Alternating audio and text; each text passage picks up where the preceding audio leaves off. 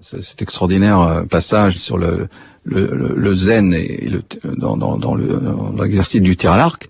Et ce que le maître dit à son élève occidental, qui ne peut pas le comprendre au départ, il lui dit, si tu veux arriver à tout coup à placer ta flèche dans le mille de la cible, il ne faut pas viser.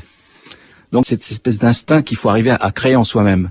Oui, c'est cette chose-là qui moi me semble le moment de pur bonheur, quand on sent que en quelque sorte on est joué plus qu'on ne joue soi-même, d'une certaine façon.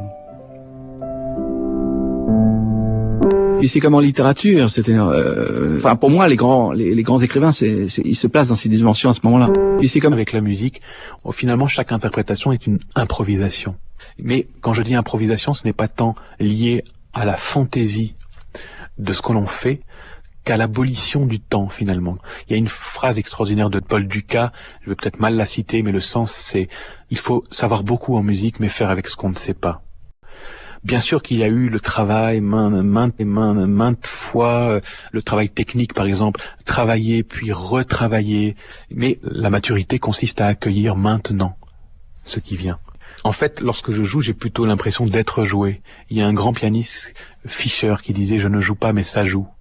Je me mets pas au travers de ce qui vient. Et ça, c'est très difficile, parce que ça ne peut pas être de la volonté. Je ne peux pas dire tout d'un coup, maintenant, allez hop, allez, soyons abandonnés, lâchons prise, parce que c'est encore du domaine de la volonté. Il s'agit en fait beaucoup d'un respect de soi. Qu'est-ce que je ressens? Au fond, le plus important, c'est que l'oreille soit toujours neuve. Si l'oreille n'est plus neuve, on se trouve devant un mur érigé par la volonté. Et je pense que finalement l'expérience c'est ça. Petit à petit, eh bien les choses s'élaguent peu à peu et on parvient de plus en plus à être au cœur de la musique. Le musicien se ressent alors comme le vecteur, l'expression de la nature et comprend qu'il n'y a pas lieu de s'approprier cette inspiration.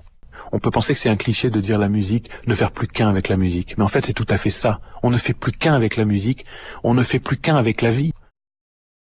C'est la même chose pour les compositeurs. Inutile de citer tous les compositeurs. À chaque fois qu'on se plonge dans la vie d'un compositeur, il y a toujours cette notion d'inspiration qui leur échappe.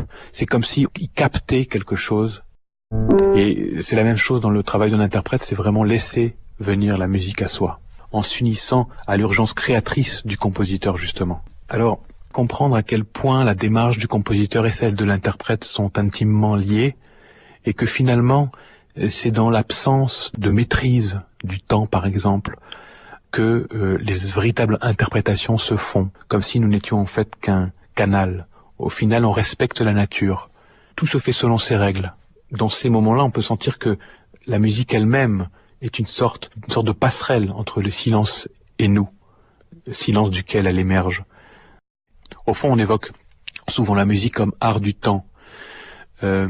Et en fait, je crois que c'est plutôt un art qui utilise le temps comme pour peut-être s'en défaire d'une certaine manière. Les compositeurs transmettent, construisent avec un matériau parfois extrêmement précis, extrêmement réfléchi, extrêmement complexe. C'est comme en littérature. Mais qui, à mon sens, la plupart du temps, tente de transmettre une sorte de transcendance par rapport au temps, tente de s'échapper par rapport à la maîtrise même qu'ils ont de leur propre matière. Un grand sage a dit un jour que l'œuvre d'art détermine l'indéterminable. Qu'ajouter de plus ?